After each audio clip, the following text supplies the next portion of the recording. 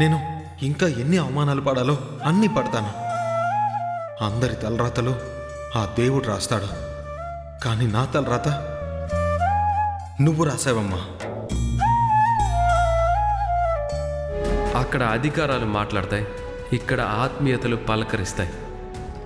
అక్కడి విషయాలు ఇక్కడికి తీసుకొస్తే ఇక్కడ కూడా అధికారాలే మాట్లాడాల్సి వస్తుంది.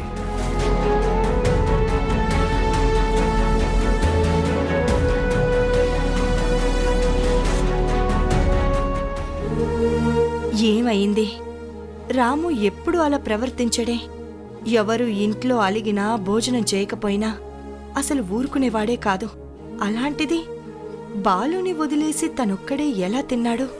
పక్కన మనిషి లేకుండా భోజనం చెయ్యని మనిషి ఎవ్వరినీ పట్టించుకోకుండా ఎలా తినగలిగాడు? అత్తయ్య, రామ్మా, కూర్చో.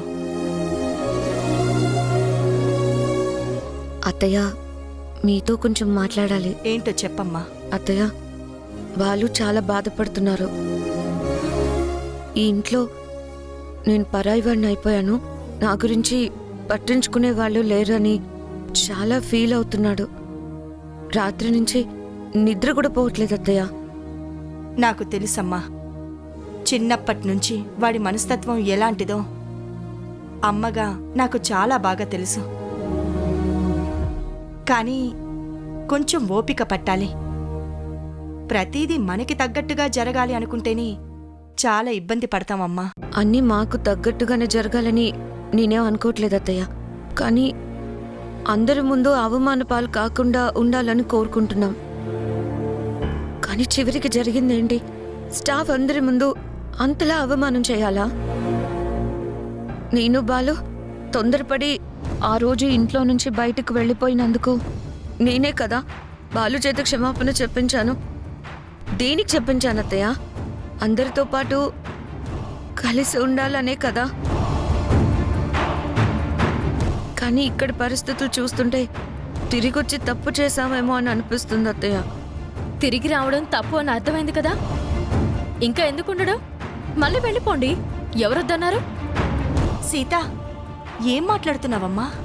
అవునత్తమ్మా, తనకి బాలుకి ఇక్కడ వాతావరణం, ఇక్కడ మనుషులు ఇవేవి నచ్చట్లేదు కదా, అందుకే కదా వెళ్ళిపోయారు. మళ్ళీ వాళ్లే వచ్చారు, ఇప్పుడు మళ్ళీ వెళ్తామని అంటున్నారు. ఇలా రావడం పోవడం వాళ్ళకి అలవాటే కదా. అలాంటప్పుడు ఇంకా ఇక్కడ ఉండడం ఎందుకు? వెంటనే వెళ్ళిపోండి. మమ్మల్ని వెళ్ళిపోమని చెప్పడానికి నువ్వెవరు? నువ్వు నీ భర్త ఈ ఇంటికి ఏ సంబంధం లేని వాళ్ళు. ఆ మాటకొస్తే మీరే బయటకు వెళ్ళాలి.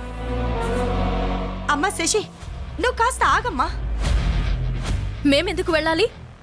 ఈ ఇంట్లో ప్రతి రూపాయి నా భర్త సంపాదించింది. మీరు తినే తిండి, కట్టే బట్ట, ఉండే ఇల్లు నా భర్త కష్టార్జితం. సీత, నోర్మోయ్. ఏం మాట్లాడుతున్నావో నీకు అర్థమవుతుందా? అంత కష్టపడినా ఏ రోజు రాము అలా మాట్లాడిందే లేదు. అలాంటిది నువ్వు ఇలా మాట్లాడుతుంటే నాకే ఆశ్చర్యంగా ఉంది. నాకు ఆశ్చర్యంగానే ఉందత్తమ్మా. ఆయన కష్టాన్ని తిని ఆయన్నే తప్పు పడుతుంటే నాకు కూడా ఆశ్చర్యంగానే ఉంది.